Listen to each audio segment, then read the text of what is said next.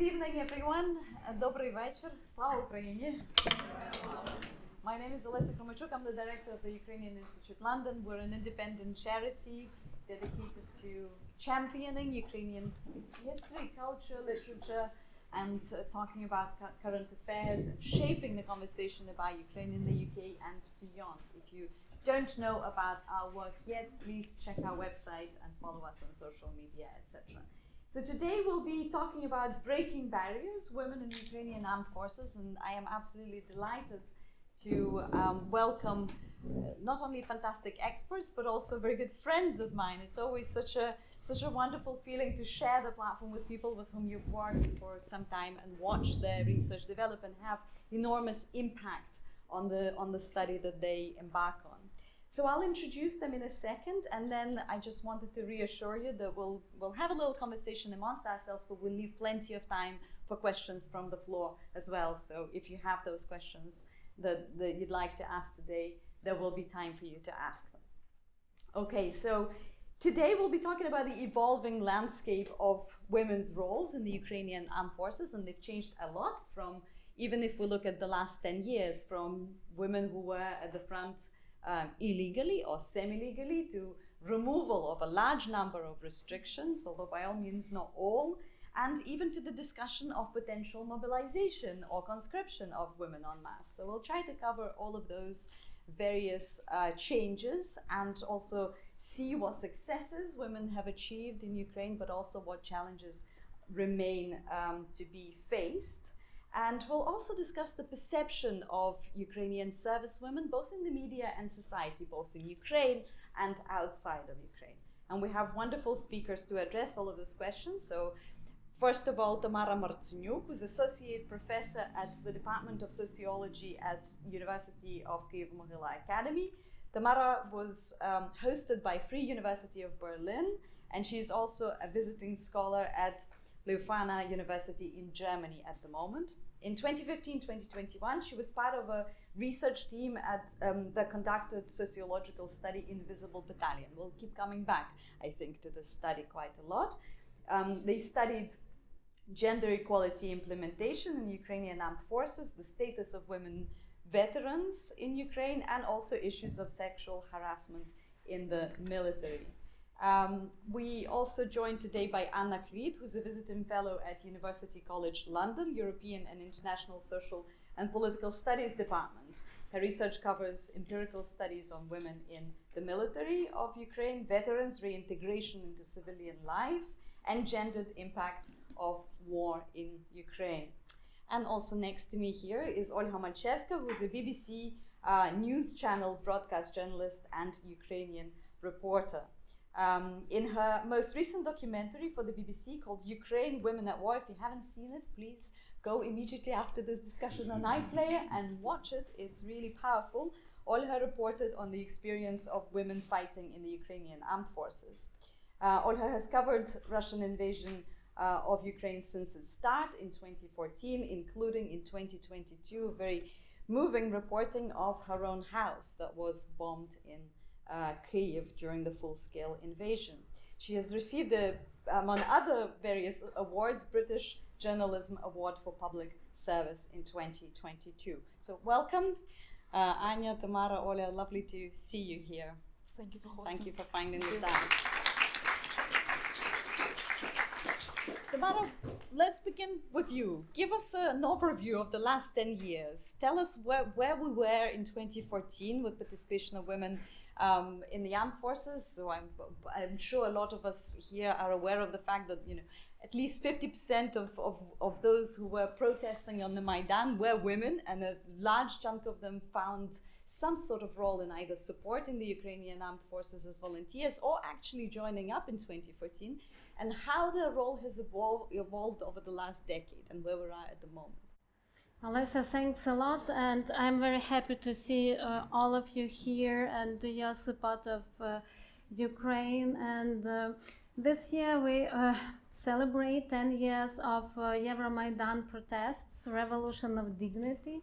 That is a very important event for us as far as values of dignity, equality, fighting for rights became very important for both men and women, and you are absolutely right, Olesya. Women were very actively involved in different activities in Euromaidan protests, and they, with their different activities, they proved that they are not only those who are helpers of doing revolution, but also those who are active participants in it. And when war in Donbass started, a number of women, they joined front lines as journalists, as medical staff, and also on different combat positions. And actually, 8 years ago, we were with one of such women, Maria Berlinska, who initiated our research and later advocacy project called Invisible Battalion. And we were talking about 1 year of results of this project. And really the situation when war in Donbass started, despite the fact that there were around 1,000 women in front lines, majority of them were not visible for infrastructure. In the labor market, they faced gender discrimination, and there are a number of other problems. What we have now?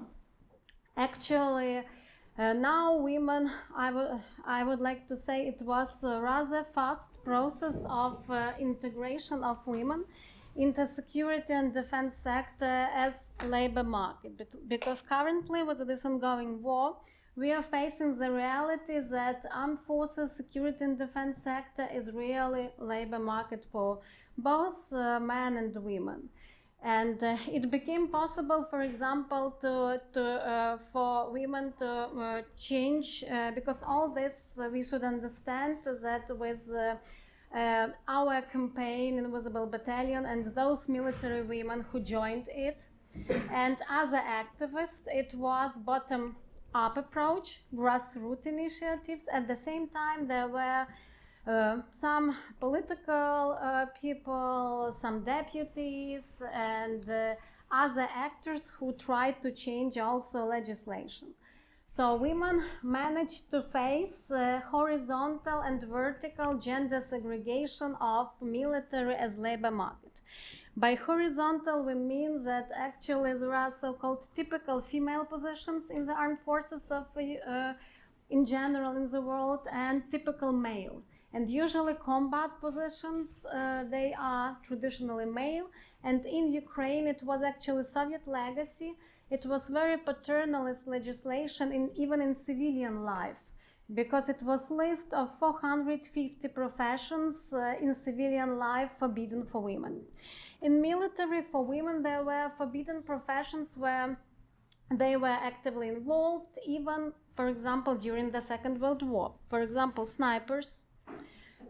Also, air reconnaissance, women were not allowed to drive some particular military vehicle, and etc. So currently, we have that officially women could hold all these positions, and even in civilian life. So now women could drive subway trains, they could drive normal trains, and they could do a number of these so-called traditional male jobs. So horizontal gender segregation situation was changed. With vertical segregation, as you may guess, very few women are military elite in Ukraine.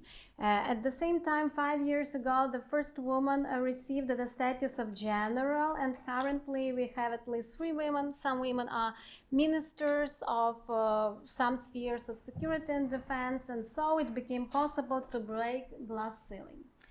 But changes in labor market couldn't be very successful without changes and access to education. Yes, to make military career, women are supposed to have access to military education. Currently, women could study, could enter all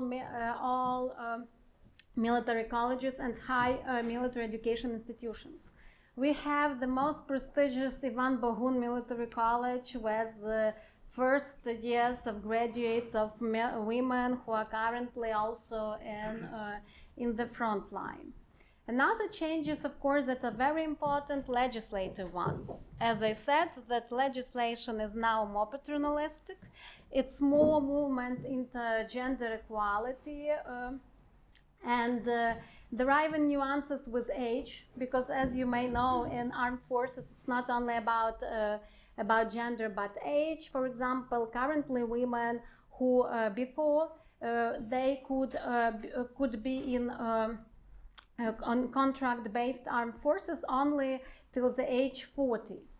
Currently it's 60. So currently me, when I returned to Ukraine, I could go to armed forces and be there as labor market, and a number of other changes. At the same time, it's important to talk about discursive visibility of women in media, and we will talk a bit on this later, because very often, as you may guess, the appearance of women is very exotic somehow and devoted to some particular holidays. It's 8th of March, International Women's Rights Day, or whatever, that currently we have even in mainstream movies more women, less exotic, more recognition. So there are more changes also in when we talk on this aspect. And the public opinion, as a sociologist, it's very important also to talk about perception and public opinion. And women are those who are, as a man, a bit less, but who are, as a man, they are ready to fight with arms in the situation of military invasion. So different public opinion surveys demonstrate that women are those who say that they are ready to fight with arms, and in general society supports the idea of armed forces with equal access of women and men, but contract based. In Ukraine we have actually currently we have a bit different situation, and moreover, in general, society supports the idea of equal rights and opportunities and women's integration into armed forces. And of course, with the situation of ongoing war during 10 years and after full-scale invasion, this support increased much more. Also, the recognition of such problematic issues as sexual harassment in the armed forces, it's very important. We, with our project Invisible Battalion, we have online course for military on gender equality and sexual harassment prevention. And despite the ongoing war, we do have more than 20,000 people who receive certificate, and they are mainly men. So probably they are those who study, in military institutions. And this recognition, of course, there are still some gaps and challenges. Anna will talk more, but at least recognition. Another very taboo topic in the armed forces, LGBT issues. In Ukraine, there is LGBT military, and in general, the attitude, the public opinion that changed the most after the full-scale invasion, it's towards the rights of LGBT people. And for Ukrainian society, civilizational choice between so-called Ruski Mir, that is based on a very sexist, misogynic and homophobic rhetoric, and Europe. And this public opinion, it demonstrates that actually currently there is, and I hope soon we will have registered partnership for non-heterosexual people. So I would probably stop here. There are another issues that we could discuss, but those are major aspects. Thank you, Tamara. I immediately have two quick follow-up questions. One is of very practical nature. Can you give us the figures for the numbers of women in the armed forces? Yeah, sorry, I forgot about this. So 70,000 women are in armed forces. And of course, majority of them are not on combat positions, but around 5,000-6,000 women are fighting in front lines. And in general, the percentage of women, so you can't get it's closed information. the whole, numbers in armed forces, but around, I would say, 20 percentage, very roughly, women are among those who are, and we can't have percentage, for example, among snipers. Snipers are very is female typical position, and its legacy of Second World War, because probably you've heard Lyudmila Pavlyuchenko, very famous Soviet sniper that is from Ukraine. But at the same time, yes, so we have, and unfortunately not a lot percentage among military elite still, but some time needed to, to break glass ceiling and to have more women, military women near Zaluzhny, Zelensky, and all other famous military and non-military men in Ukraine. Thank you, Tamara. And from my estimates, I was calculating recently, the figures that we're talking about, these 60, 70,000 women in the armed forces, is about 25% increase from 2014. So it's quite a significant increase in numbers. So many more women are joining up now than they did in 2014. And the other follow-up question I had to you, I remember these discussions in 2014-15. The gender equality was an untimely issue in times of war and so on. And of course, you and your colleagues disagreed and persevered with discussing it. And we saw a very clear breakthrough. And in some ways, that was a very good time to discuss these kind of things, because the situation of the reality at the front showed us that gender equality was very much a timely question to discuss. So just maybe tell us very quickly, what was the initial reason for the breakthrough in 2016? That's when the first sort of level of legislation was changed, right? Was it the Invisible Battalion campaign? Was it the formation of the veteran movement? What were the forces that persuaded at least the legislative change to happen? Yeah, thank you. I think it's first of all because our hearings, whom we interviewed, they decided to be more visible, and so they agreed to fight for their rights, to raise this value of dignity. Yes, that is from Euromaidan protest, and to show that armed forces could change. And also there were some men who didn't want, bullying, who didn't want the Soviet legacy of these armed forces with a very bad reputation, that a number of men were trying to skip, draft and used different corruption mechanism to do this. So this grassroots initiatives and the fact that military women, they speak up, they were talking on their rights, and they were also, this solidarity of these women, because there was different other projects in the organization.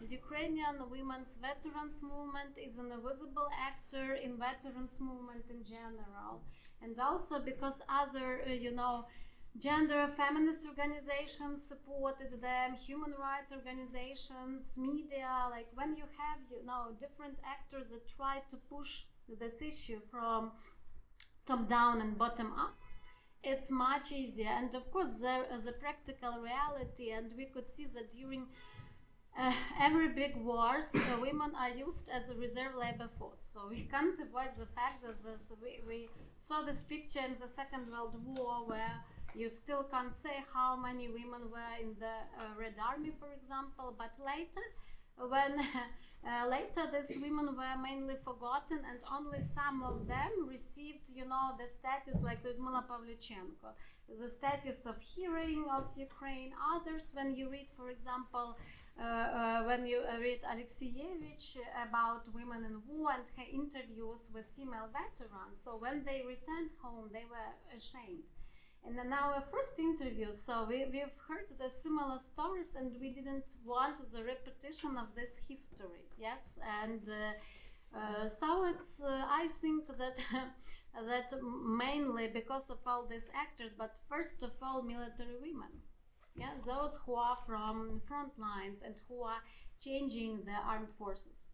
Absolutely, thank you so much. Well, Anya, over to you now. Tamara spoke about the breaking of the glass ceiling. Maybe we could talk about the cracks in the glass ceiling so far, rather than a proper break. Tell us about the remaining challenges and how they're being faced. Thank you, Olesya, for the question. When we talk about the remaining challenges, we can talk about three categories of challenges. Challenges with policies, challenges with infrastructure, and challenges in attitudes.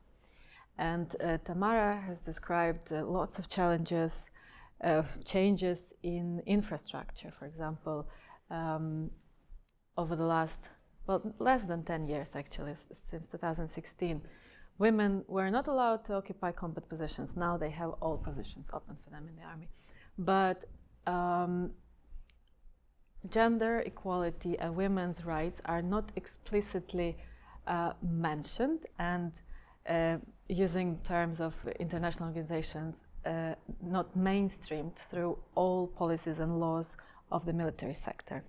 And it is a challenge because when it's assumed that the law is talking about men and women in the sector, like military sector, which is male dominated, it is difficult to protect women's rights because they are not in the policy, or they're not mentioned in the law. And talking about specific laws and policies, it is important to mention regulations on prevention and investigation of gender-based violence and sexual harassment. Currently, Ukraine, as many other countries, has challenges with introducing effective practices on how to report these cases, how to investigate these cases, how to react to these cases. If we talk about the infrastructure, then I think the first thing that would come on our minds is military uniform. And last year, Ministry of Defense, they've already introduced the summer female uniforms. So these are uniforms that are tailored to fit female bodies. Winter military uniforms are yet to come. They are being developed. I'm sure we'll get there. In the summer. Probably. But also such a very important thing that doesn't come on our mind often is bulletproof vest. And currently women are using male bulletproof vests, and they don't cover upper part of female body properly, and it creates security risks for women, just as the uniform. Uniform is not about the way they look like or how comfortable they feel, but the way, if they feel comfortable and if it suits them perfectly and it's made of proper material, it protects them better, and this is the issue. Talking about the infrastructure, women in the military also mentioned such challenge as access to special medical services for women during the military service, and when they after the demobilization, when they are veterans, they face challenges with access to proper medical services. And there was something else.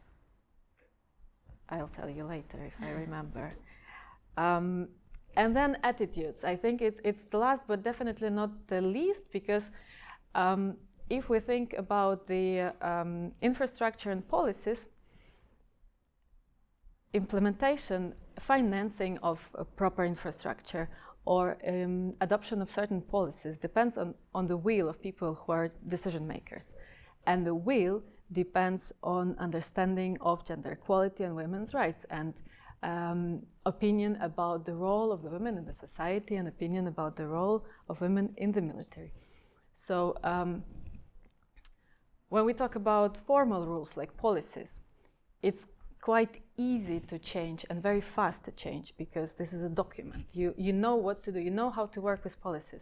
But when you talk about informal rules like attitudes or opinions or expectations, it's much difficult and complicated process to research and to change and to understand what is actually happening.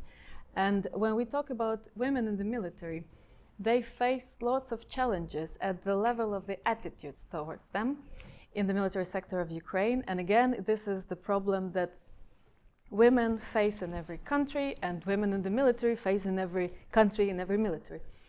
So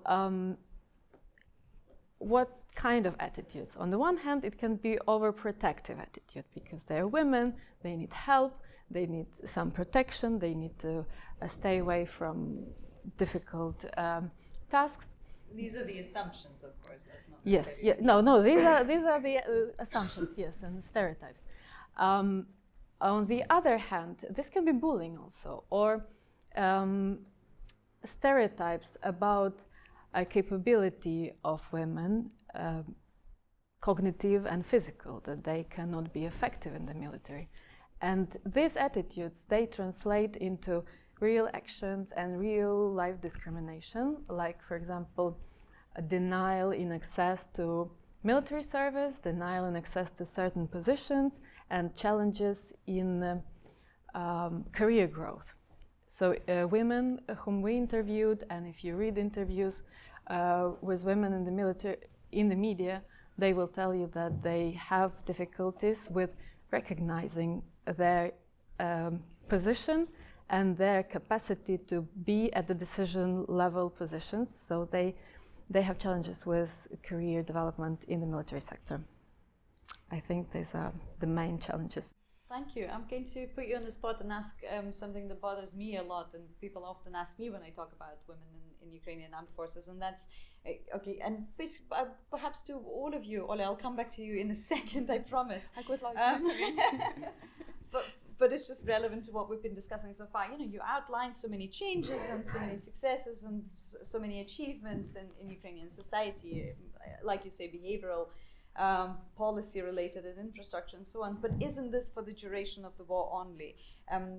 Tamara, you mentioned the Second World War. We saw this in the First World War and the Second World War. You know, women as a resource were absolutely vital and used, but immediately after the war, there was a serious rollback to business as usual. So the question I'm asking really, I mean, I don't think it's going to happen in Ukraine. I think the changes are far too great for the rollback to happen. But what can we do now to preempt the potential changes? What can we do to make sure that we cement the achievements now? Thank you. It's a great question. Everybody wonders what will happen when the war is over. I hope it is over soon. Well, I think that the context is very different from the Second World War in the world and in Ukraine right now with women's rights as well. So I also think that they won't be pulled back to traditional female roles. But what we can do now, I think one thing is policies. It's the easiest, as I said, but these should be comprehensive policy changes, not one law that allows women to occupy combat positions, because this is exactly the law that you introduce during the war. But other laws and policies that promote women's participation in the military sector, in the defense and security sector in general, reducing barriers, like, for example, access to education, which is possible now, and when women are having access to all types of military education in Ukraine, they can progress professionally in this area. But also, I think it is work with, it depends how you tackle this issue, but the stereotypes and the attitudes to women in general, and the attitudes to women in the military as well. For example, media are talking now a lot about women in the military, but it is also important to talk about their challenges, not only how good they are in fighting and killing, or I don't know, resisting, defending, but to talk about these challenges as well, so that people are aware that it's not only about here and now, but this is the whole area where women can develop and where they have right to remain or to join military if they want to. And it is also important to work with education and breaking these gender stereotypes in the military sector, like this online course that we already have, but there should be much more educational programs and projects that would work with these stereotypes. Thank you. So, Anya's already mentioned portrayal of women, service women in the media, so this is a perfect link to you, Ola. Tell us a little bit about the making of the film. It's extremely informative, it's very, very powerful, but it's also very emotionally charged too. It's very moving, that film. Why did you choose to specifically focus on service women? How easy was it to sell it to your management at the BBC? And how hard was it to actually find the stories and to bring them to life? Well, to find the stories was much easier than to convince. To get commissioning, obviously, it took, I think, around half a year from the idea to actually the movie being done, although the production process itself took around a couple of weeks. And for the filming, we had just 4 filming days. And all pre-production was done, obviously, in free time, mostly. Some of that was during the shoot, but mostly, yeah. But I'm really grateful for the support of my team, and I think, privileged and extremely lucky to work with an amazing team. I hoped the co-producer, Helen Devlin, amazing Irish journalist, would be able to join, but I hope she will watch the video and at least will know that I'm thinking about her, because without her help, definitely would not happen. Without editorial help and all our team, the team was absolutely stunning. Everyone was really moved personally, and that's why I think everyone went extra mile to make sure that it would be an honest documentary. And because quite often we use the word balanced, not biased, but we also wanted to make it really honest. Why I decided to do that, I just wanted to know the truth, really. So as a journalist, as a woman, as a mother, and as the mother of boys. So for me, there were so many dimensions there in one. Just try to understand what's happening, really. Girls gave amazing statistics. So I'm on that side of that media who everyone likes to watch or read and to criticize after. So that's the very challenging position where you know that you will be immediately criticized. So you have to be really careful not to switch really to any side. What challenges we have with broadcasting about the army? Well, generally about any army, the media is in a very, I would say, challenging position, sorry for repeating really, because we don't want to be someone who promotes the militarization, and especially with the BBC, obviously, we exist on the money of the British taxpayers. We must be fair to them as well. We're not going to do any promo campaign to any country, to any movement, and especially to something which can potentially put people in danger. So that is challenge number one.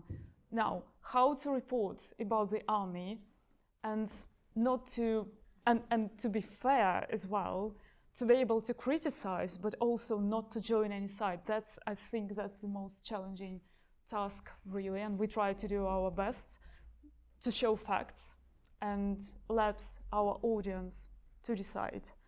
What also we try to do is to show the stories of real people. Obviously, another challenge is how to fit all that amazing research and months of work into 1 minute on air, 3 minutes on air. Then we were really lucky and privileged to have 26 minutes on air and now on the BBC iPlayer, so please watch if you have time and desire. We chose to focus on 3 stories.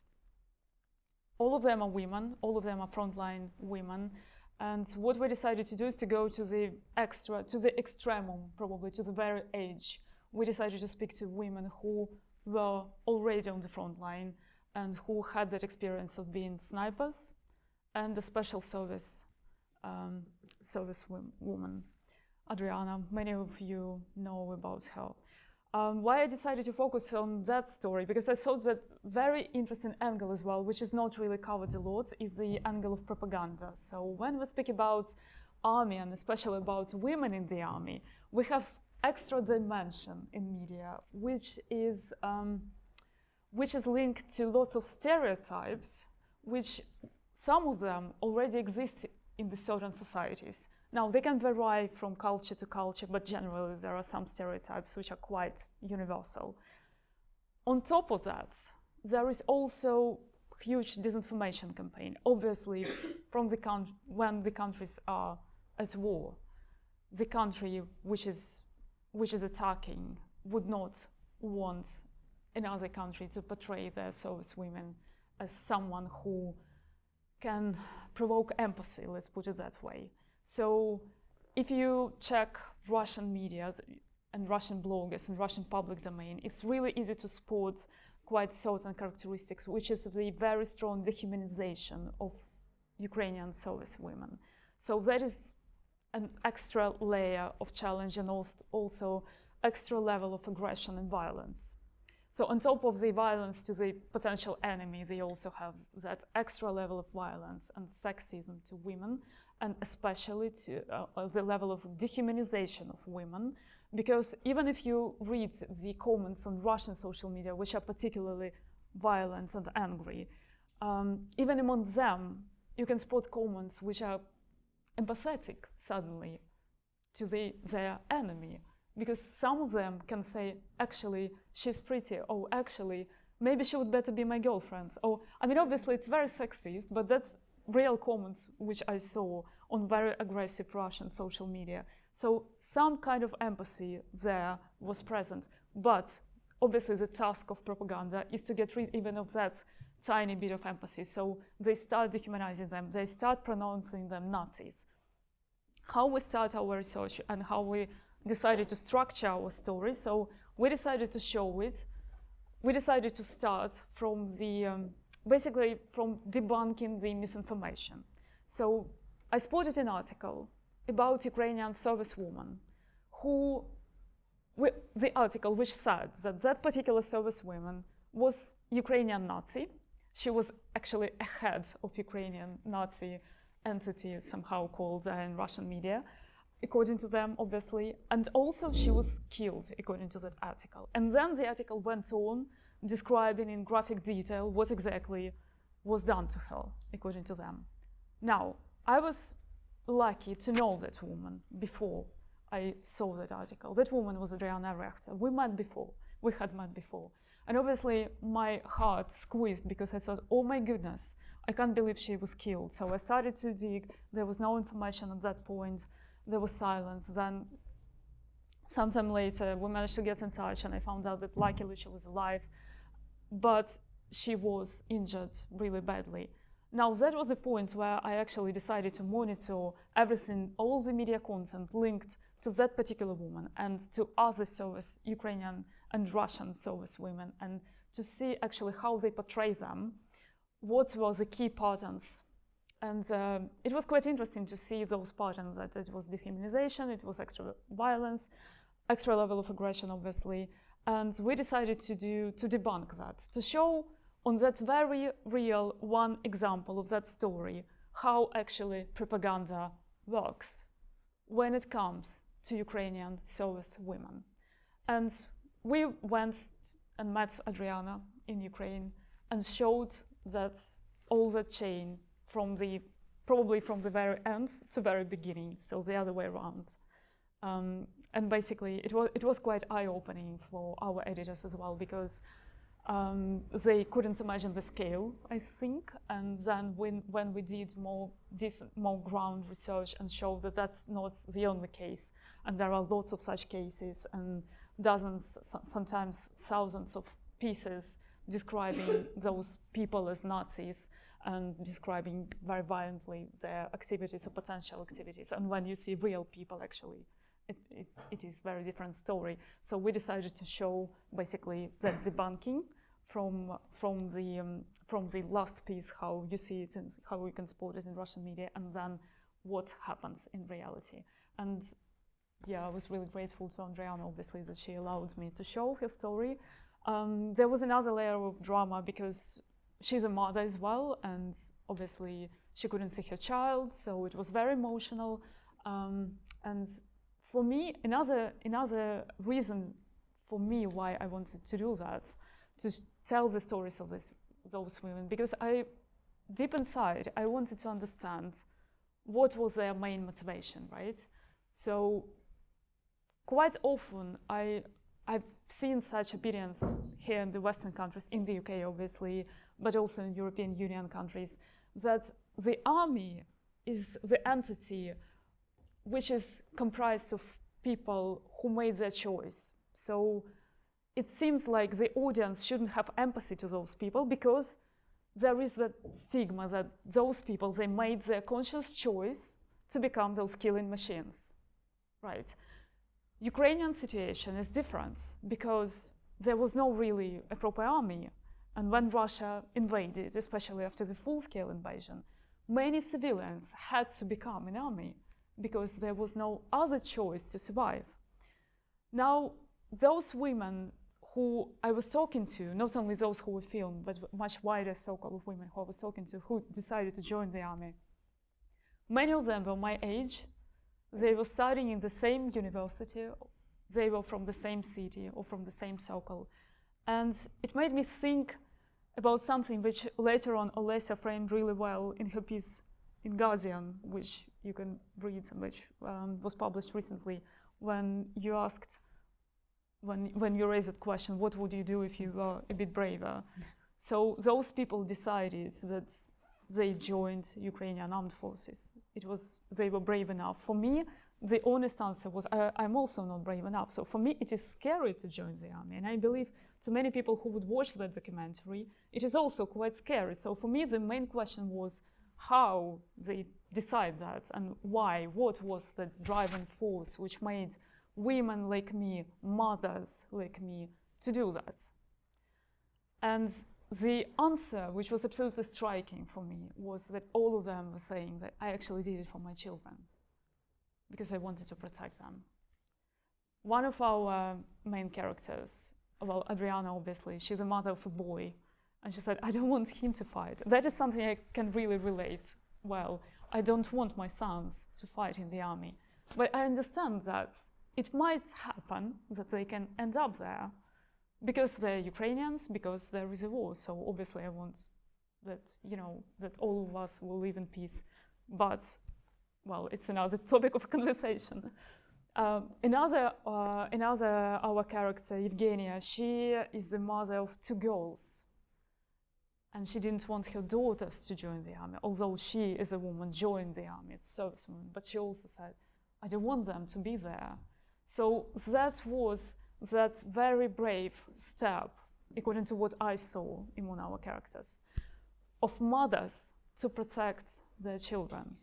Yeah, I mean, we should definitely maybe come back to this question of Ukrainian Armed Forces being essentially a citizen army at the moment, whether by choice or through mobilization, but it's essentially people, large percentage of the army are the people who were civilians only yesterday, and those who have to join tomorrow are being civilians today, and it's something worth remembering. I'm going to also put you on the spot and ask you a slightly bigger question about reporting and ideals of journalism, because you use this wonderful word, honest. And we so frequently hear about balanced reporting, and in my sphere of work, in academia in particular, I am encouraged to be an objective scholar, but not so much honest. And I'm totally guided by honesty. What is the difference between honest reporting and balanced reporting? Oh, you're putting me on thin ice. You can do it. Well, for me, I genuinely believe that I work in the media while my values are coherent with that media. Nina Kuriata is sitting next to it. She was the head of the BBC Ukrainian, and I think she won't allow me to lie. That's the six media.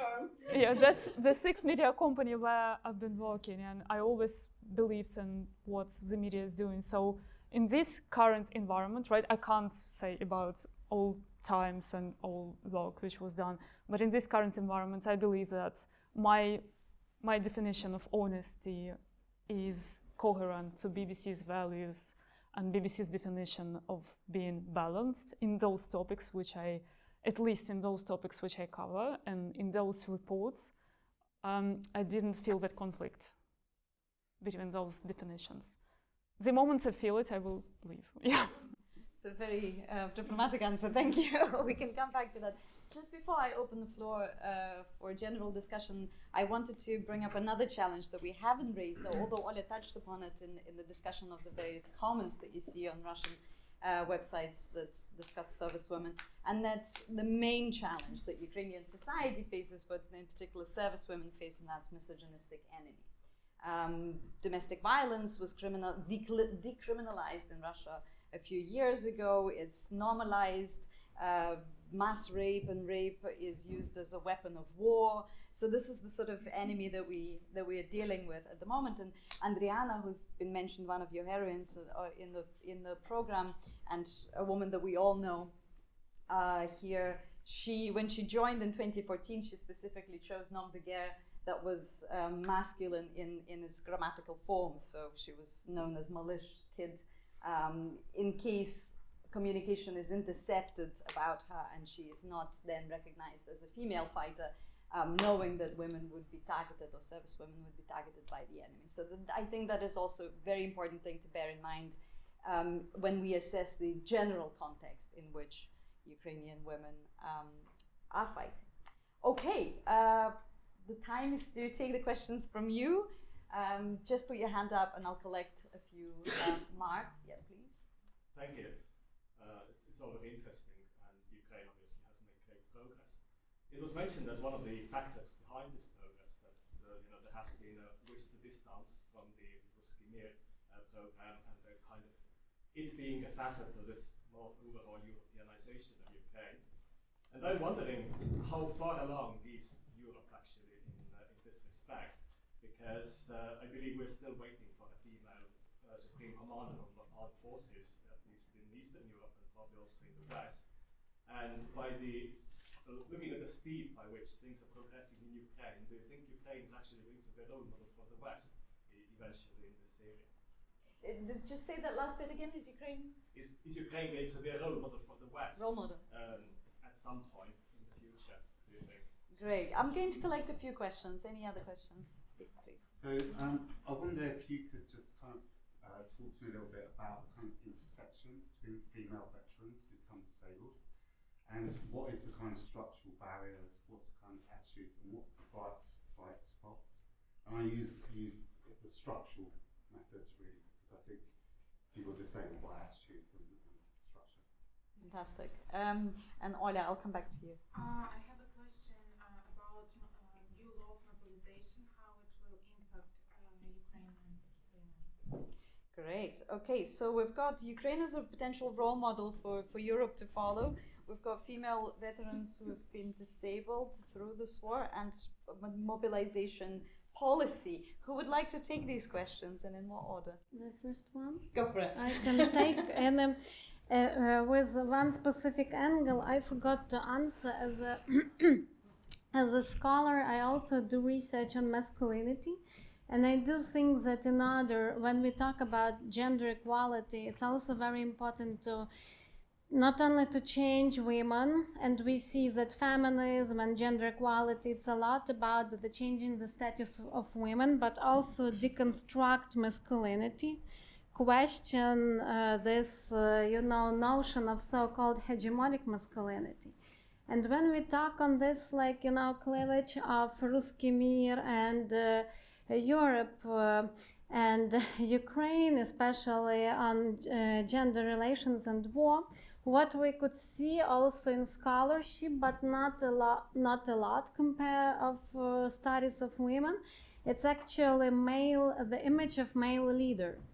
Because Putin, who is actively actually studied and described in different academic books, it's really notion of this hegemonic masculinity, very toxic masculinity with power, etc. At the same time, Zelensky as a leader, and also Zaluzhny, but Zelensky, it's a bit different masculinity, yes?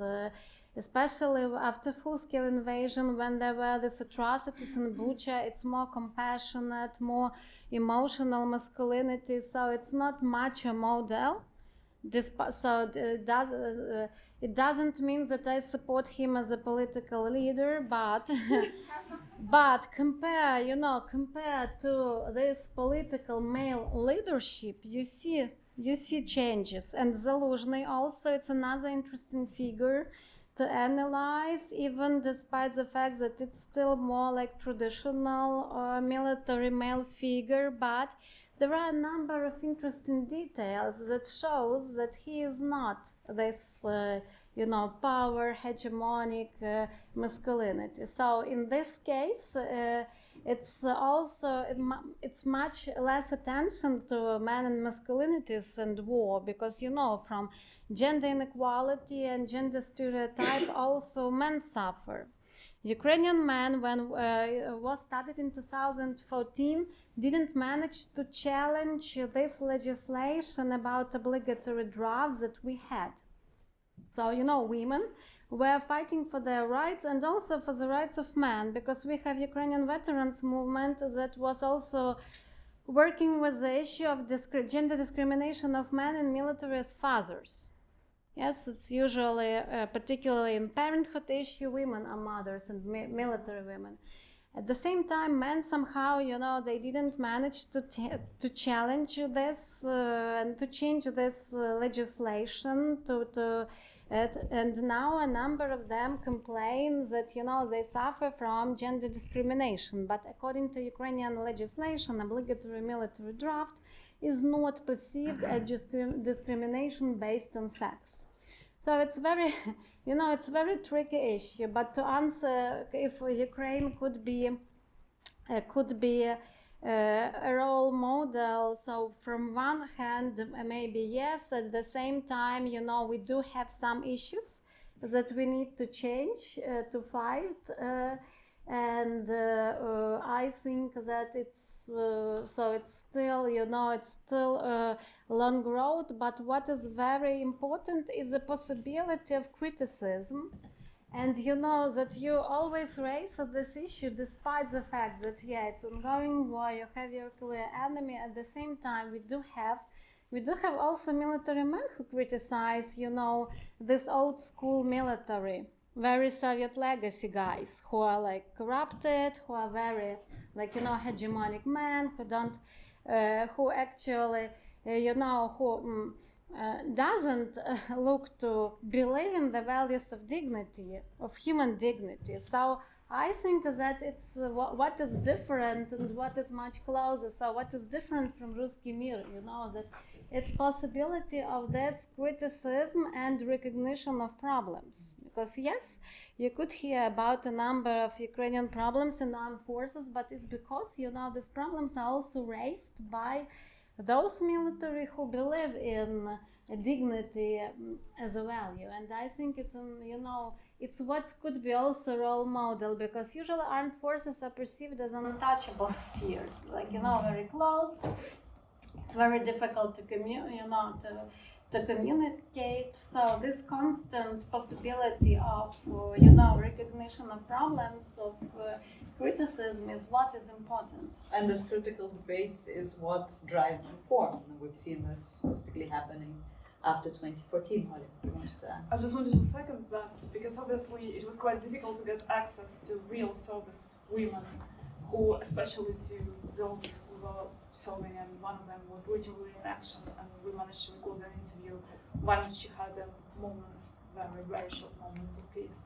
And it took obviously months to get that access, but it happened. And I can't really imagine Russian army allowing BBC journalists to go and film the problematic, topics, including those bits when we were filming the problem with Ukrainian uniform for women. So we filmed that sample.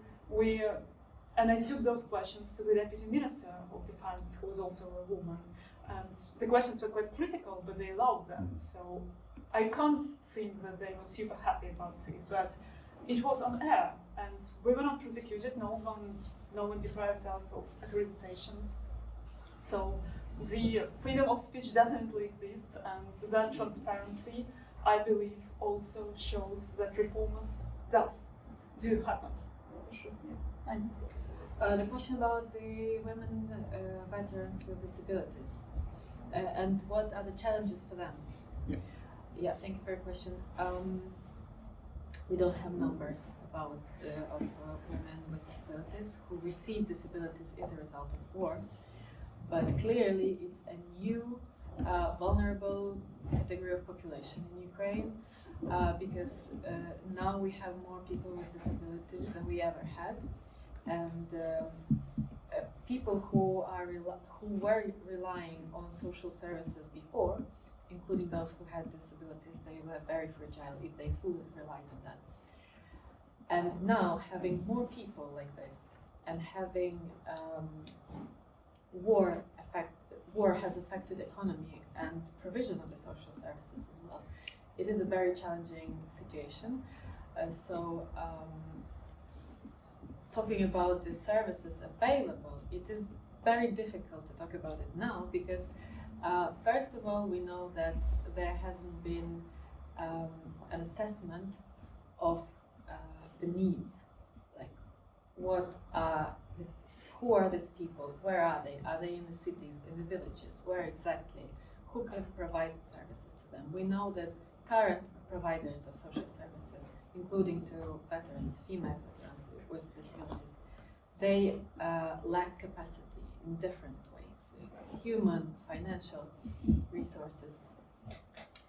And also the urban infrastructure hasn't been designed for making every piece of infrastructure available for women and men with disabilities.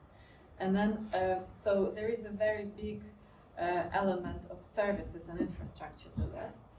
But another issue that I would say is perception of these people and knowledge about them and visibility of them, because on the one hand, now in the media, there are many articles and photos and videos of women and men, women with disabilities in the result of the war, and usually these are young women who joined armed forces. They are with disability now, but they are optimistic, they are good looking, they have prosthetics, and from the way they are portrayed, you can see future for them. And I think it's good that we see these women and that we talk about it, because this is the new topic. People were not thinking about it 10 years ago and maybe even 3 years ago. But on the other hand, this is to some extent a romanticized version of the life of women, veterans with disabilities, because the reality is much harder and we don't see it and we don't know it. And without knowing about it, I think it affects our attitude to them or recognition of them in the society and efforts to support them. So I think this is another challenge to tackle in future. And I'm sorry, just very quickly, it's also connected with the media. I think it's really challenging not to show people with like veterans with disabilities and civilian as you have this dichotomy, either it's heroization or victimization. Yes, so either they are, because they're heroes, they're survivors, or they are victims. So it's really a challenging task for media and their programs, to show, to get out of this dichotomy, and to have for the people, we say this in sociology, like agency, to talk about themselves, their needs, their hopes, because we do have positive role model. We have Yana Zinkevich, who is deputy of Verkhovna Rada, so we have more now, really more more attention to the needs of people with disabilities in general, because still, as a Soviet legacy and veterans of Afghanistan, whatever, those people, they were not visible in general for the society. They were hidden.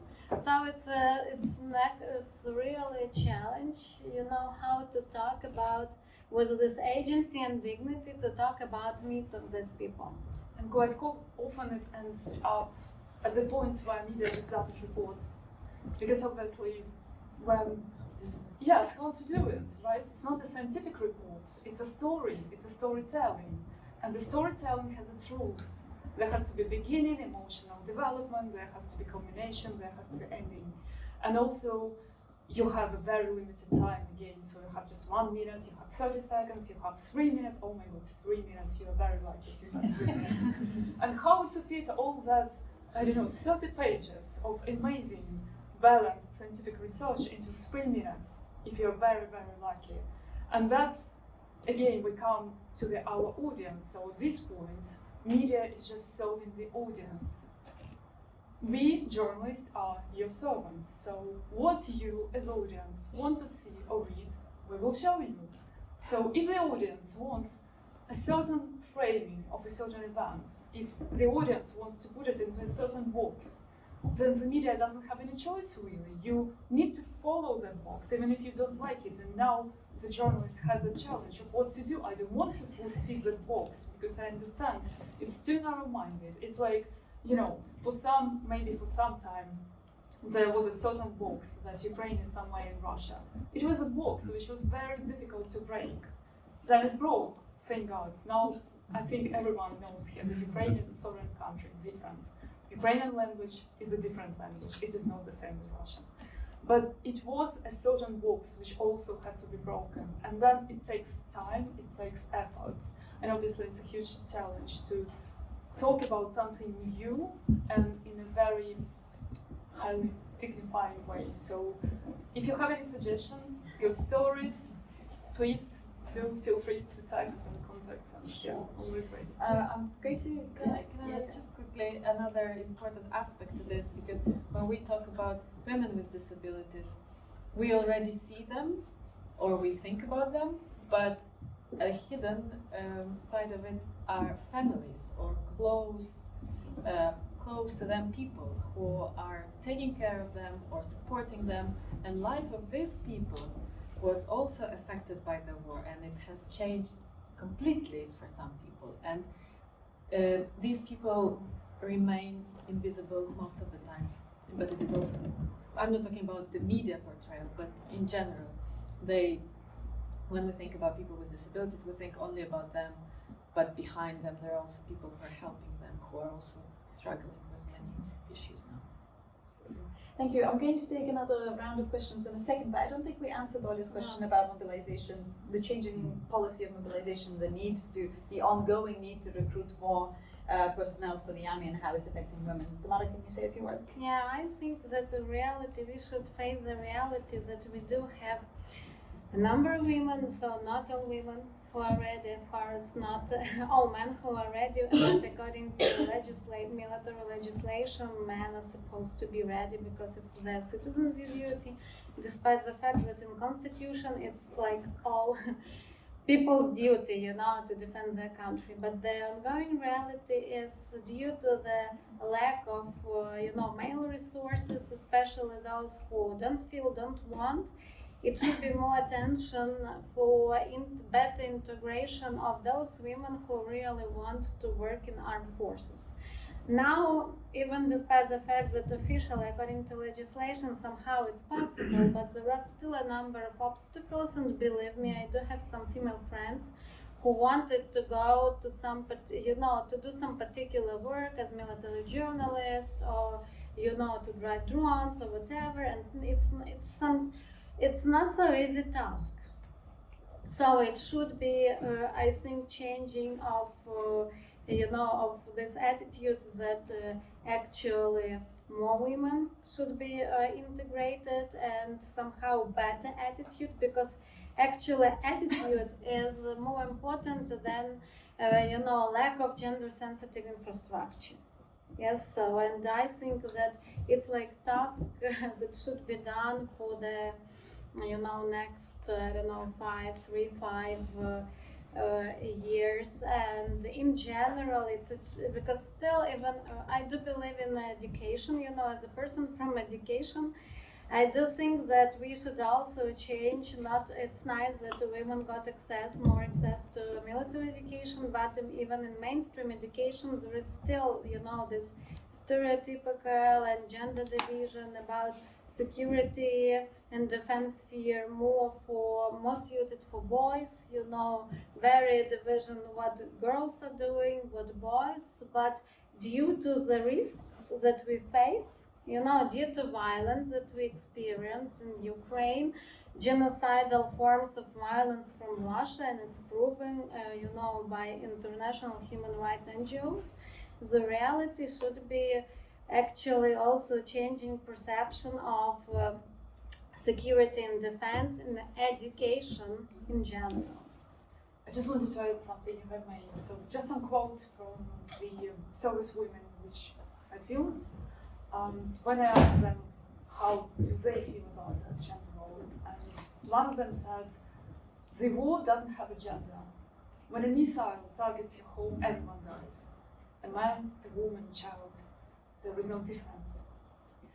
The other one said, I don't remember the exact quote, but the sense was that she used to be a sniper, and then at the moment when we were filming her, she was acting up as a commander of all male units.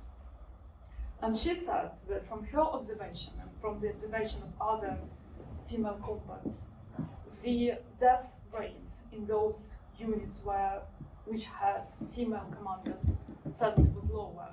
Maybe it's a coincidence, of course, we don't have enough empirical data at that stage, but that was the decent observation, and they believe that is because they were planning better, because not because men can not do planning, please don't get me wrong, just maybe because they had, as they did explain that, they took it with extra caution, because they didn't want to die, obviously, so they were thinking more carefully about what to do, what not to do, and also they felt more responsibility, as maybe it's maternal instinct, I don't know, maybe, but obviously they were thinking about their unit as something they are responsible for, and they felt responsibility that they had to come back to their families as well.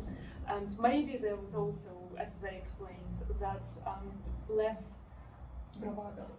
We're going to, I promise you, we will collect more questions, but we discussed this briefly earlier, and I know Tamara has something very interesting to add to this. Yeah, because sometimes I could hear from some, military women that, what doesn't have gender, and soldier is doesn't have gender, but usually when you say like this, when you're gender blind, it means that norm is male. The norm is male body, and of course women and men. There is, the problem in Ukraine for 10 years, much more attention was on gender equality, but much less on gender sensitivity, because still, women and men in average, they are different body, different needs, different gender sensitivity, body sensitivity, weight that women's body can lift, feeling of cold, whatever, your basic needs.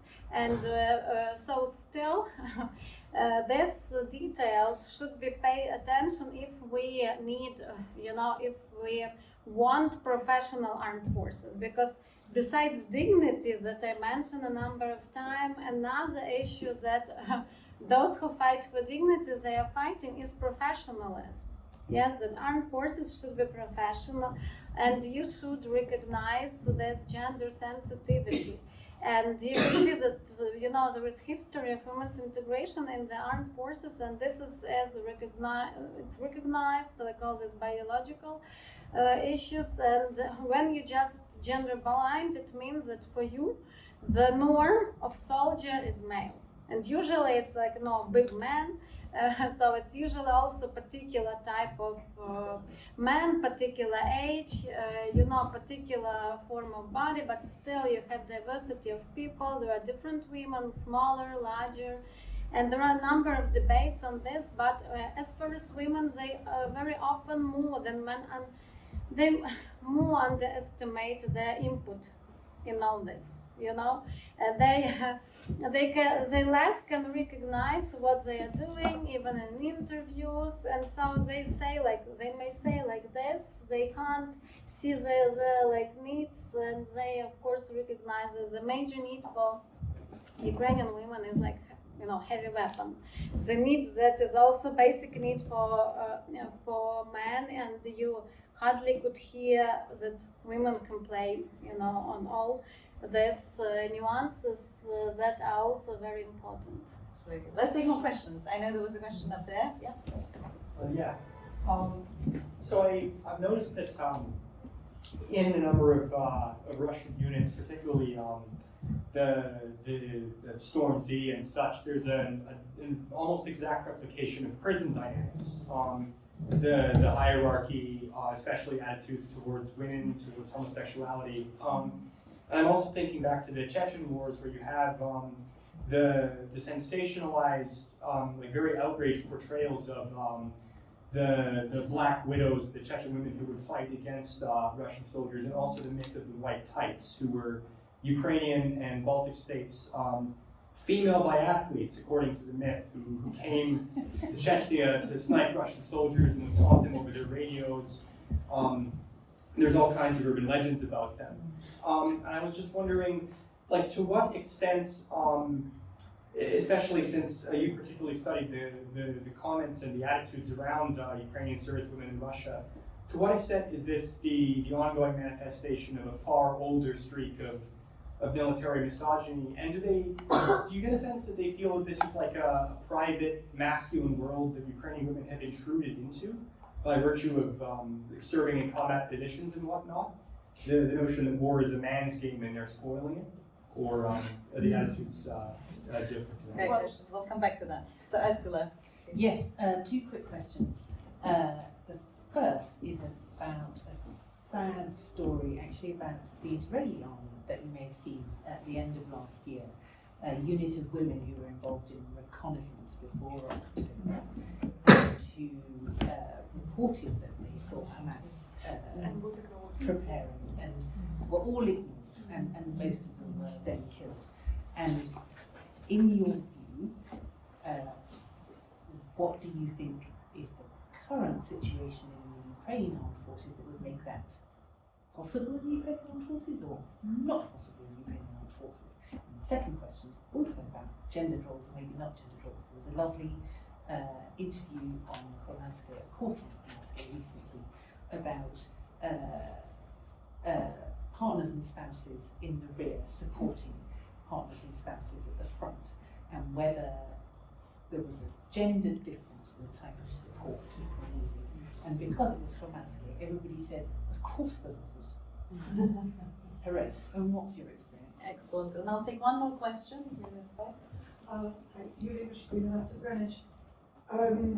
I'm really fascinated by this discussion. It's wonderful. Thank you so much. As difficult as the domain is. Of course, the issues, the matters of women at the front, but also behind the front lines, are extremely important to discuss. And one of the ways to achieve gender equity is to recognize that there are differences between bodies, and there is sex and gender, and there are gender norms, and different people with different abilities and needs need to be scaffolded differently in society in order for them to strive. And I'm really glad that there was already mentioned that there is, of course, there is a domain of women at the front, but there is also families, and then there are communities in which combatants, but also then veterans are embedded. And we need to, if we want to understand how individuals can be supported, they need to be seen in this very wider community and wider society dimensions.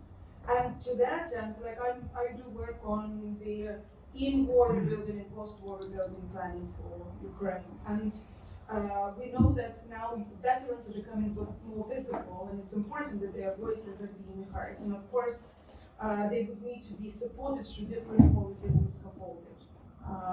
To be either whether they decide to stay in the army, however long they decide to be in the army, however long the whole team is, but also when and if they decide or they have to, for physical reasons, to be reintegrated into civilian life.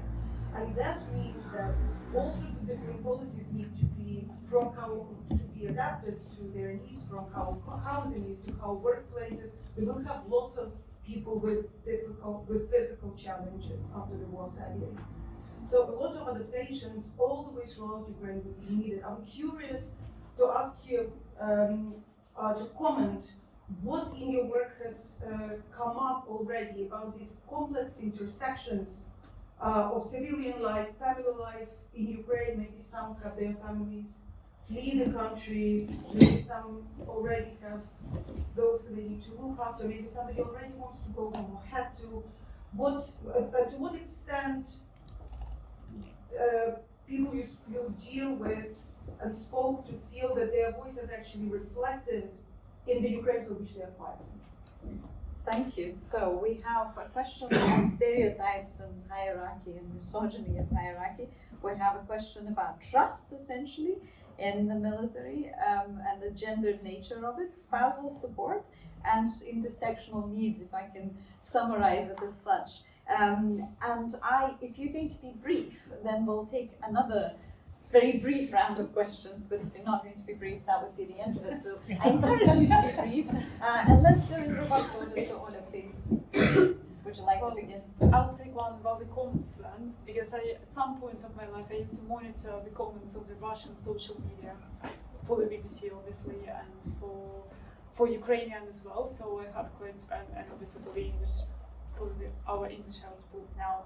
So there is a difference. English comments are usually softer.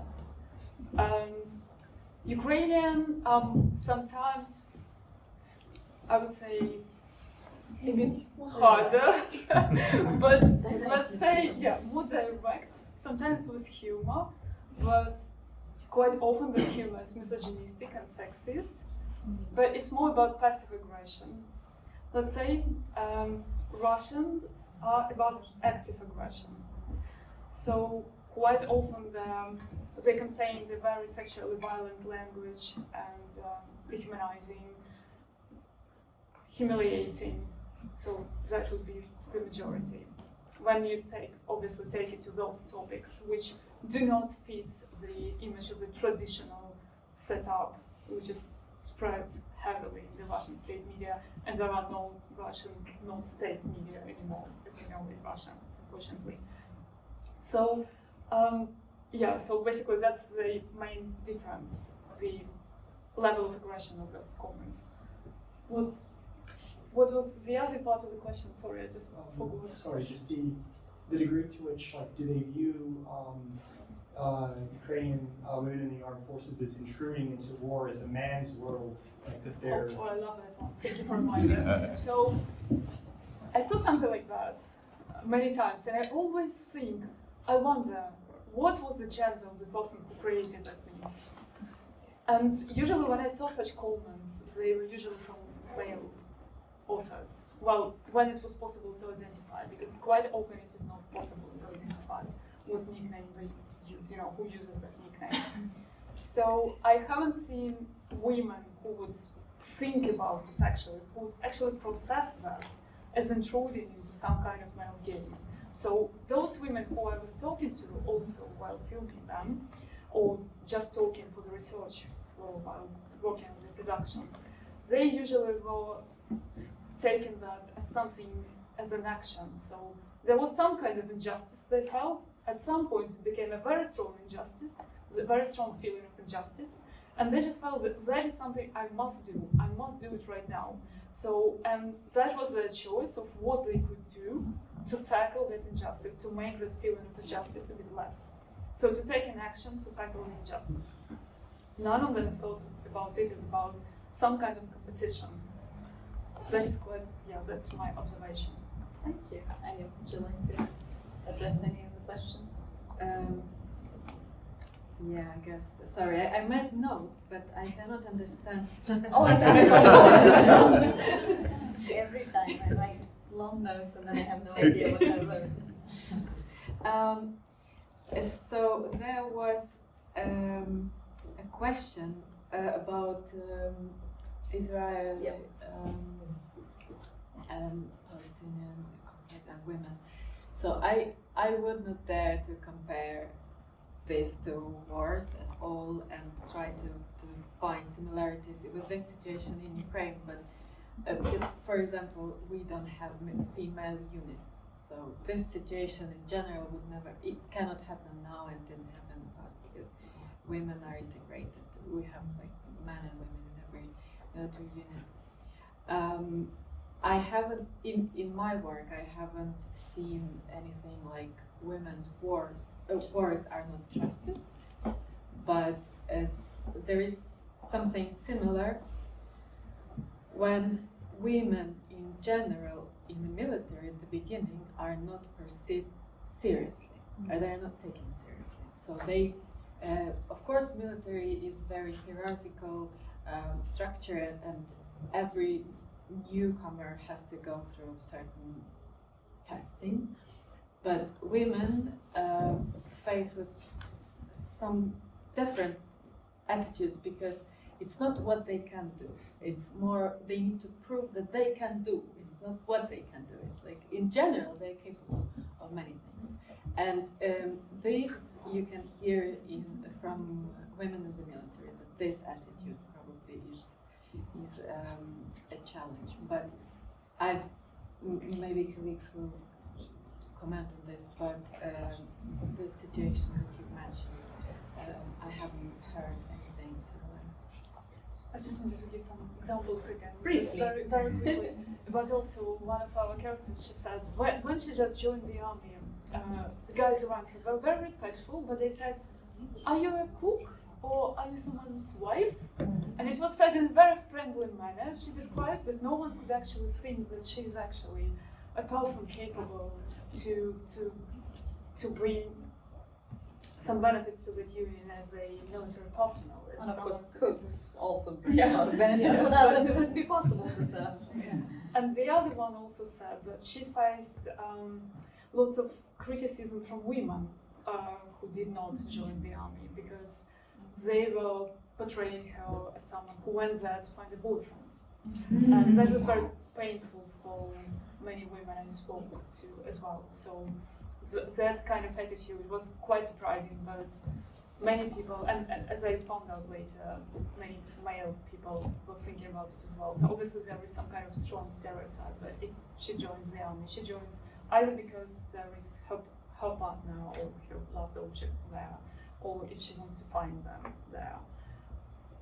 It was not true to those who are females. Yeah, the assumption is that it's not a political choice or a professional choice, it's an emotional choice. Tamara, would you like to comment? Yeah, I just also briefly comment on this comment about military as a, like, you know, very hegemonic masculine structure. Actually, it's one of the key debates about integrating women in the armed forces, also among feminists.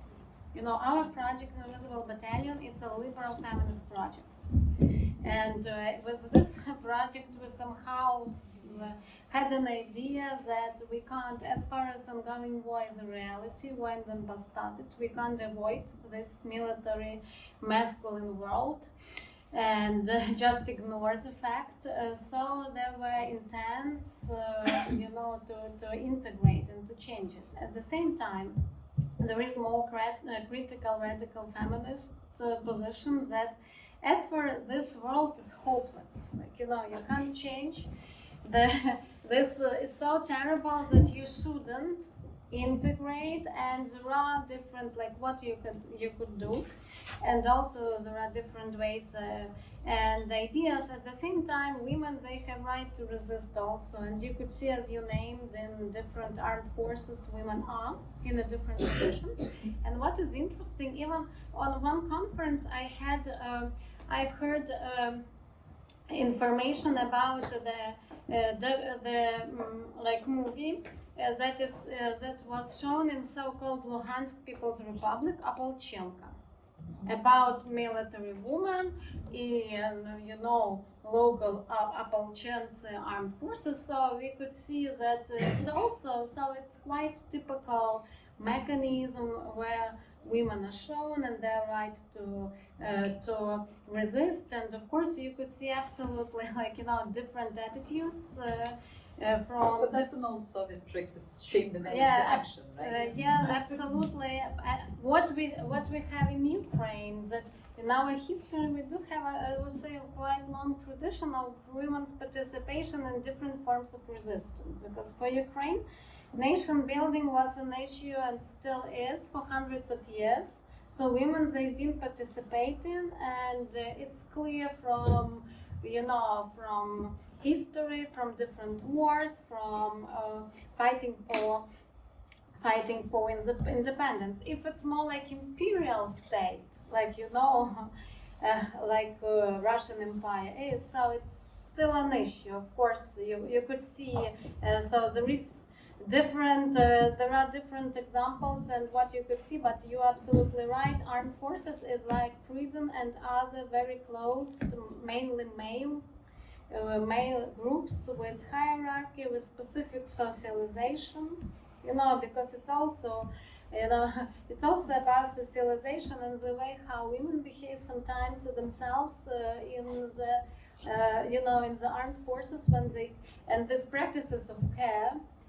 Yeah, so it's what is possible to change through proper socialization. So it's very important to change really masculinity and position of men and these hierarchies. But of course, a lot of military people would say that our armed forces should be hierarchical because of some specificity of particular goal. But it's very tricky issue in history, in feminism debates, because our project Invisible Battalion was criticized.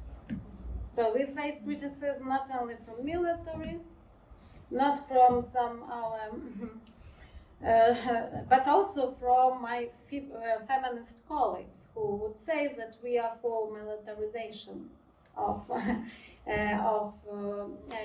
women, but somehow reality is that we've got this war on our territory. We can't change. It's about survival, and in theory, in practice, you could theorize on whatever peace you want. But if you have bombs and you wake up from explosions, and when you have war as a reality, so it's absolutely, it's changed feminist debates a bit. But thank you. And we've got a question about veterans. Could you just summarize by one sentence the question? Yeah, so there will be more veterans because the war isn't over just yet. There are people with military experience who hopefully will still be physically intact, who will want to be reintegrated into civilian life. Has there been conversations, you mentioned already about the movement of veterans, that they're becoming more visible, but there is of course, not absolutely everybody is as visible as all that, and there are also invisible traumas. What can we learn from what you've already uncovered in your work with those who are on the front line or in the veteran movement now? And one sentence, Julia, that was a challenge, I know. Okay, so now we understand journalists, right? What kind of changes and adaptations in society do you think need to happen in order for that dignity and voices of those veterans and those with military experience to be established in civilian life? A very complex question, but I think a very good one to end on. Yeah, I just one aspect that we didn't mention, it's of course psychological help and support. Because still, like post-traumatic stress disorder, we have documentary also on this issue about our one veteran movement. No obvious sign. It's a challenge, especially for men. I do know unfortunately, some military men who committed, like veterans who committed suicide. And you know, this it's for men it's not very typical to ask for help, but also for women it's not so easy to deal with this reality. So psychological support for veterans and also their families. But we do, as far as war is already for 10 years, I think we do have a number of projects on this issue, where they try, you know, to work step by step at this, but more, of course, more infrastructure is needed, and I think it should be a big stress on this psychological support and rehabilitation. And talking about psychological support and women and men, what we've seen from our research is that